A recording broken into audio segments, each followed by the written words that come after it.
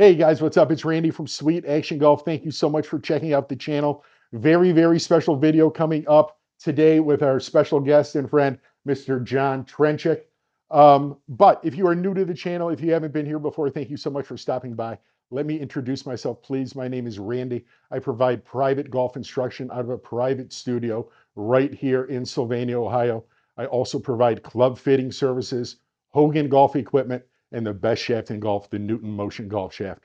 For more information on golf lessons, on club fitting services, or the Newton Motion Golf Shaft, please visit SweetActionGolf.com. Very special guest with me today. This is John Trenchik. John is a phenomenal one-armed amputee adaptive golfer, one of the best in the country, and we're going to talk about a bunch of golf-related topics today. Thank you for being here, first of all. My pleasure. And let's start with your history. Oh boy. A condensed history. Yeah, condensed version. Yeah, let's start with your love affair with the game of golf. And Well, go into that segment. I'll tell you, it happened way back. I lost my arm when I was 9 years old, and I started playing sports right away. Baseball in particular is what I started with, and I became good at baseball and played and was successful all the way through high school.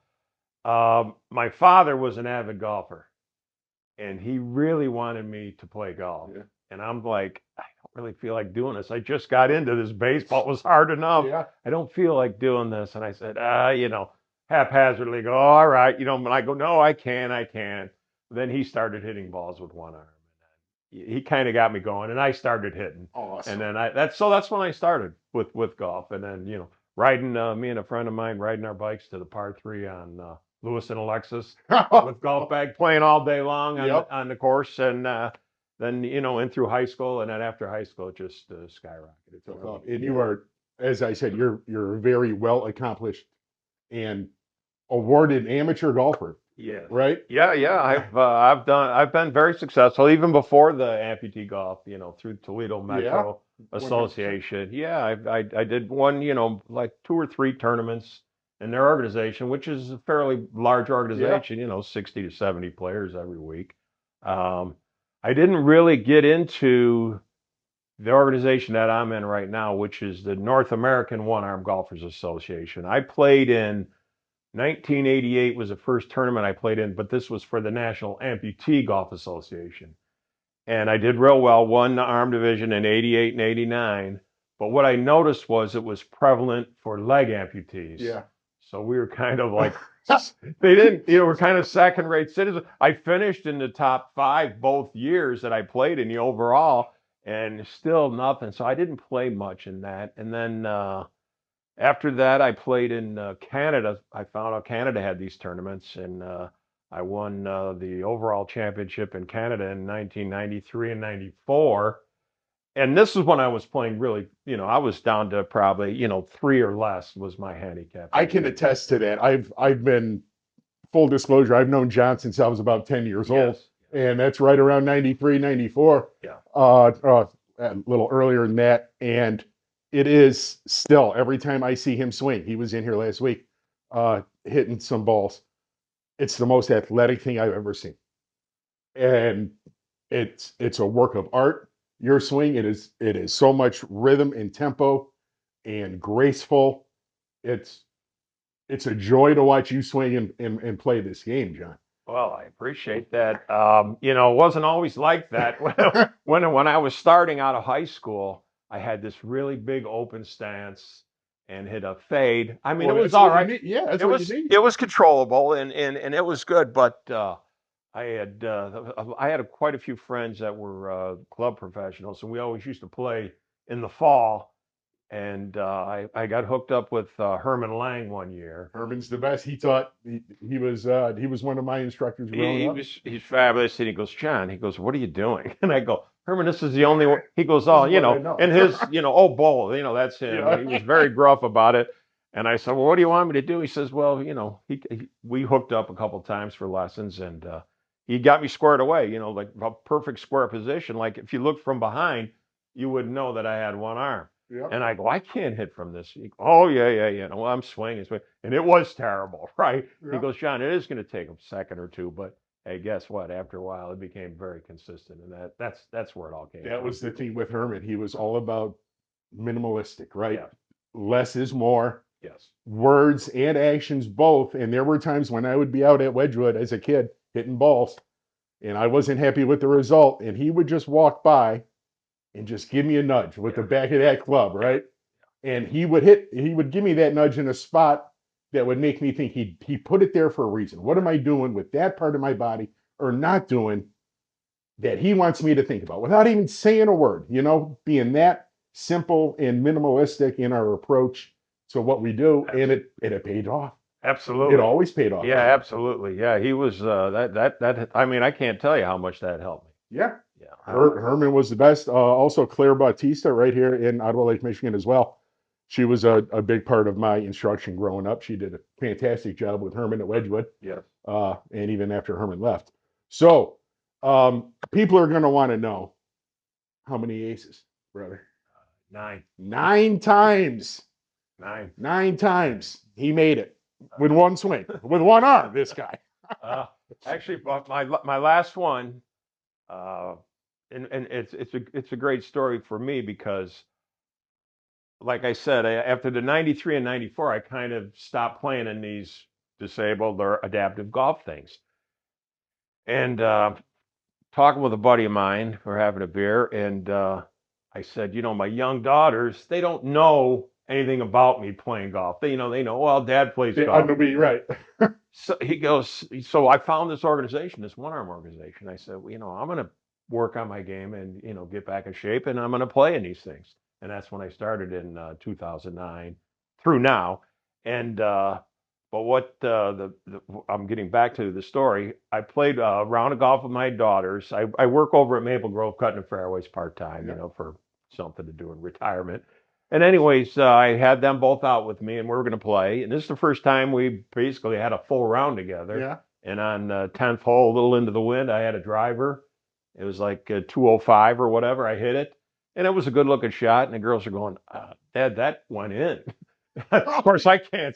It's clear. I can't. I go, are you sure about that? And then there was a couple people up by the green. Oh yeah, it went in. So that was. So with a driver, so not only is he accurate with his short game, you should see this guy's short game. He puts the eyes out of it. You attack with your wedges and make them. You can even knock them in with your driver. You make them from Well, anywhere. I Take guess that in, I, right? I was pretty happy with that one. I can't Right. can't lie. It's my best one because it's with my daughters. Oh, You don't absolutely. get to do that every No, day. no, So no. That is a very special moment. yeah. I'd like to get back and talk about uh, 2009 until now. You talked about getting more involved with these organizations for adaptive golf, for amputee golf, and that's kind of why you're here. Um, Everybody knows how much I love to help people in this game. You, this game was very, very good to you as well. You are trying to not only help people in this game, but bring people into this game who might not think that there's a place for them here. Is that correct? Absolutely. That you hit the nail on the head with that. There's room for everybody. Absolutely. Yeah, I mean, I had played in these. There's a national organization for accessible golf. Yeah. I've done that a few times. That was, maybe 10 years ago. They used to hold them at Toledo Country Club. And in fact, one of the main benefactors of that organization was Trey Holland, which was a Yeah. former president of the United States Golf Association. So through that, I played golf with Michelle McGann, Fred Funk, The Chris funker. Chris Smith from Ohio State. Yeah. Wow, that's the longest I've ever seen anybody hit a golf ball was this guy. And we play with some big hit. We know some guys Yes, who I can mean, I knock it. thought, Who can wow. knock it, right? I mean, we were on a par five, but and I'm going. These people are going. What? How come this is how far you guys? I go. This was his tee shot. Hit like 120 in. I'm like going, oh, okay, whatever. But yeah, so that organization. So I started that in 2009. I think it was in Sellersburg, Kentucky, or Sellersburg, Indiana. And from there on in, I've been playing almost every year, That's almost every awesome. year. Yeah, I've been very successful in that. But what I've liked through that organization is when I first started, there was maybe 20 players. Now we're getting over 70, and there's a lot of young Good. players. men and women, and it's growing exponentially. Since we are all about growth and bringing people into the game, how can people find this organization? How can they get in touch with you? Um, You can get in touch with me through my email. That's not a problem. which is, It's johntrenchik@gmail.com. I will put it in the video description here. What about the organization? Is there an organizational website they can go to? You can do the North American One Arm Golfers Association. I would suggest you go to United States Adaptive Golf Association. They have every All the list, organization. They have correct. they hold the umbrella, and everyone's under them. So they have all the information for all these different organizations. At United States Adaptive Golf Yes. Association. I will put that link down in the video details as well.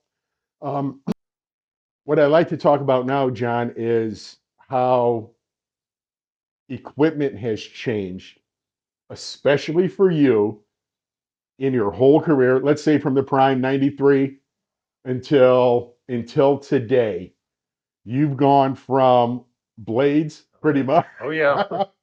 You've gone from balata balls. Oh yes. Remember those? I got some laying around in the garage. They're That's what awful. we're gonna do. That's what we're gonna do one day. We're Play a gonna bring the balata balatas out tournament. here and hit them in the sim. They'll be going sideways here and there. um, and the introduction of, we're both this old, of more predominant metal woods, Oh, more graphite shafts. Drivers used to have a steel X100 shaft in them, and if you wanted to hit it the way you needed to, you had to swing like a big boy, right? yeah. Oh yeah. Everything was heavy. They were Everything heavy. was small. Yes. And then technology takes off. All of a sudden, the clubs are getting bigger with bigger sweet spots. They're easier to hit. The hybrids come along, more fairway woods to provide more relief. Being an adaptive golfer, an amputee golfer, you are very, very limited in how much speed you can generate. Correct. Right? Correct. So in your quest to go to hit it farther, you have to go lighter. Lighter. And yes. when you go lighter, it's very, very hard to keep everything stable. Yes.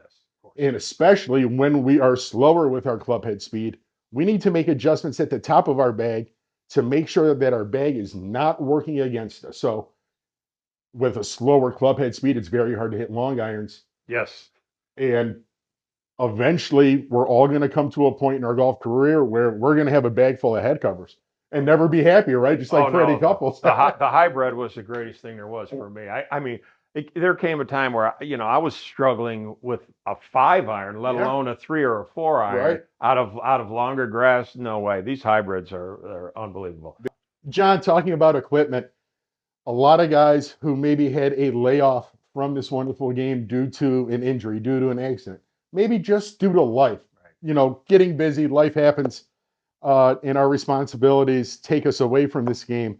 Maybe guys are coming back to this game and they're wondering, man, I'm intimidated by all the club selections because there is a big, big variety of equipment out there, a lot of different iron heads, a lot of different shafts. A lot of guys don't know what they need, so they stick with what they know.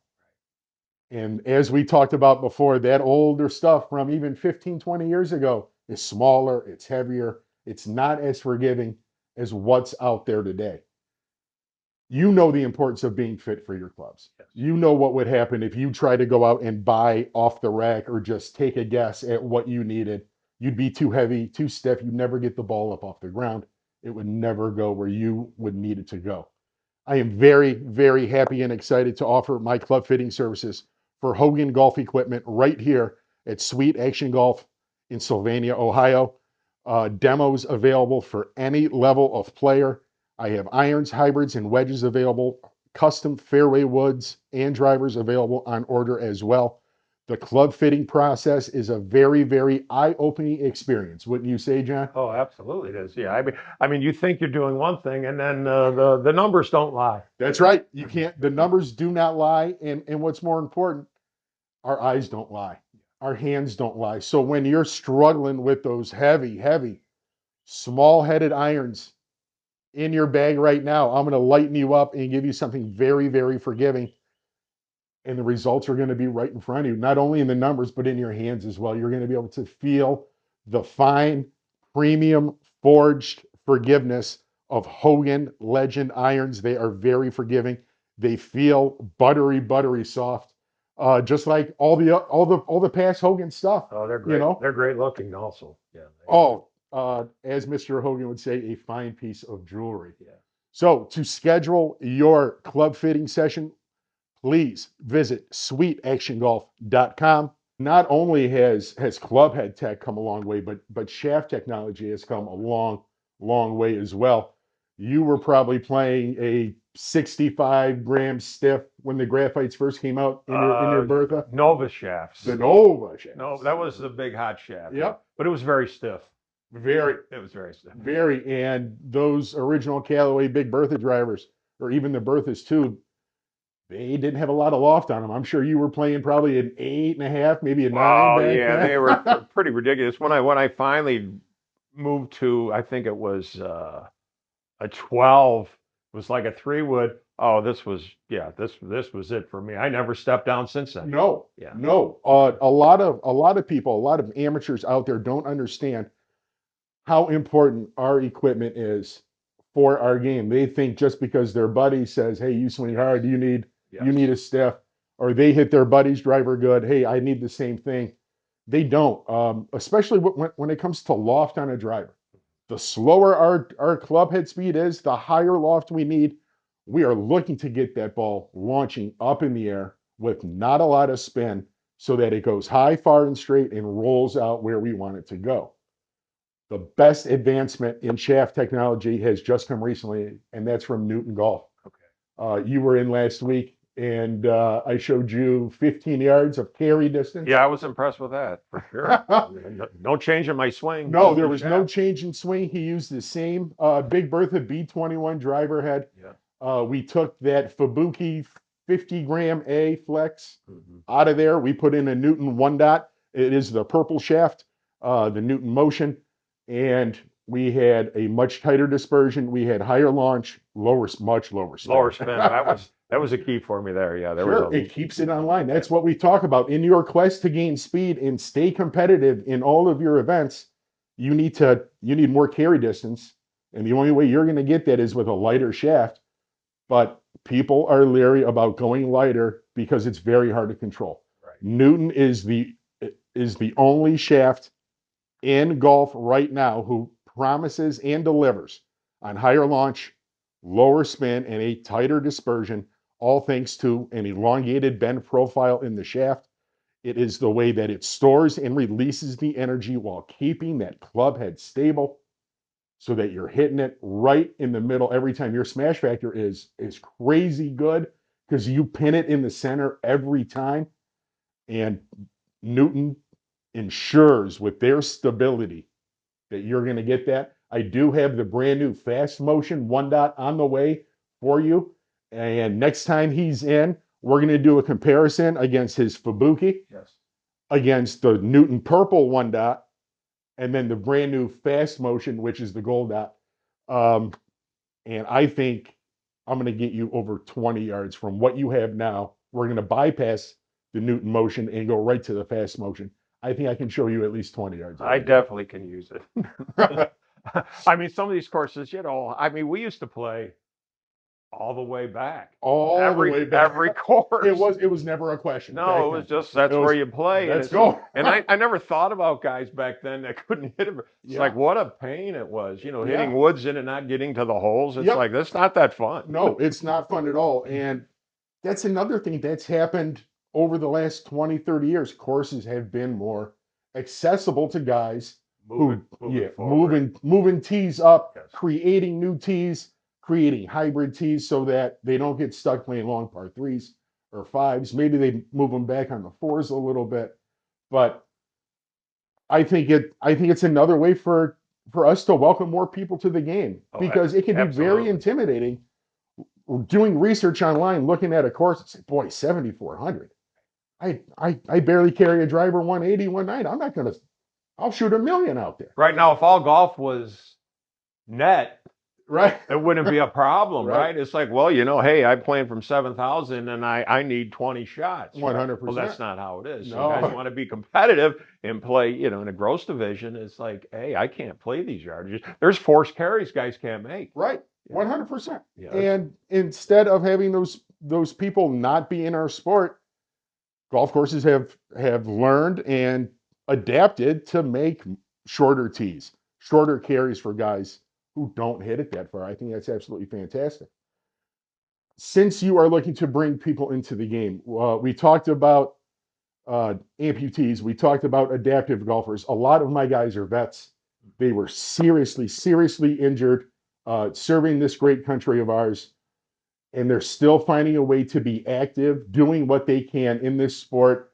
There are also a number of great veteran organizations out there. If you are a veteran and you see this and you are looking for information, I'm not sure the right place to send you, so I'm going to send you to one of my sponsors. He's a vet. He's a local business owner right here in Toledo, Ohio. His name is Jay Menke. You can reach him at cigardez.com. Also, if you're looking for personalized, affordable cigar packages at any price point, visit cigardez.com. But Jay is very, very active with all sorts of veteran golf organizations. So if you are looking for that, please reach out to Jay, and I am sure our great friend Jay Menke would help you with that. So all my vets and my guys are finding a way to be active in the sport. And a couple months ago, you said to me in a conversation, you're looking to get more retirees involved Absolutely. who have not been golfers, in the past. Maybe when it comes to adaptive golfers, you specifically mentioned stroke victims as well. Yes, I did. Yes. Have you been doing any work with that, or any? Can you talk about that a little bit? Yeah, we're in the process of this. It's like, okay, so these people that had a stroke, they're stroke survivors, and a lot of them lose muscle or flexibility in one side. Yeah. Well, I say, hey, come on out. You can play golf with one arm. They love golf, and they feel like they can't play anymore. No, there's a spot for them out there. Absolutely. And this is what's great about the game of golf. It's really is opening up to everybody anymore. You're 100% correct, and that the game being open to everyone and knowing what this game can provide to absolutely anyone if you put this much work into it. Yes. I incorporate that into the way that I teach. I make it fun. I make it light. I keep it very, very fundamentally sound. I'm not asking for anybody to turn into a gym rat or a range rat. A lot of the stuff I ask my guys to do are stretches and motions around the house without a club in their hand, just to get their bodies moving the right way, making sure the right parts of the body are moving that club with whatever we have holding on to it. I know that you use your right hand a little bit to start your takeaway, but your shoulders and hips are doing all the work the rest of the way. And you're trying to keep your hand as light as possible to keep it square. Because if you tighten up at all, that face is going to close over. Maybe you pull your hand up a little tight and you open it and you show the whole face some love. Well, I have found out, and it's been with me for a while. If I keep my right elbow in that impact, it automatically steers the ball right down the middle. Yep. In fact, it's almost impossible for me to snap anymore, and it's a good feeling. But it's just being having the right position at impact. That's what it boils down to. So all my students who are struggling with that over-the-top right shoulder move, and when we talk about impact position in our right elbow trying to catch up to our side, listen to what my man John here just said, right? Yeah, absolutely. Right elbow in, keep it in at impact. If you watched the Masters this past week, and if you notice this move that Justin Rose tries, that's his move. That's what it's for. Yep. That's what he's doing. He's trying to get that right in there, so he's controlling the club face without using a lot of his right side, and he's also making sure his chest is staying down at impact, compressing that ball. John, one of the big stories in golf over the past month has been the Gary Woodland story. Gary had he had a very, very terrible, traumatic brain surgery. He had a brain aneurysm. He was able to come back from that, not only play again, but play to be good enough to be back with the boys on the weekend, right? Yeah, what a high level he came back to. Yes. And he does this interview, and he admits, he confesses, I don't know what the right word to say is, but he tells the world that he is struggling with PTSD from everything he has gone through with this injury. Um, and he gets that off his chest. You can tell that he gets relaxed and he goes out and wins. Right. I mean, if you're not a Gary Woodland fan, and I talked about this in some of my other videos over the past month, if you're not a Gary Woodland fan now, you should be. I know for a fact that I am. I root very hard for him. If you guys don't know, I was away from the game for 8 years from a bad back, bad legs. I couldn't practice. I couldn't play. I couldn't teach. I couldn't do anything in this wonderful game. I needed crutches to get from here to the back. It's been 3 years since I've been back. I'm the luckiest guy there is to be doing this again. So when somebody can overcome something like that, when I can overcome what I didn't think I was going to be able to do this again. When you overcome everything you overcome, that feeling of accomplishment, I trace right back to this game. Yeah. This game has given us that because we put a little bit of work in and it rewarded us. For guys who don't know if they belong here, for amputees, adaptive golfers, or even veterans.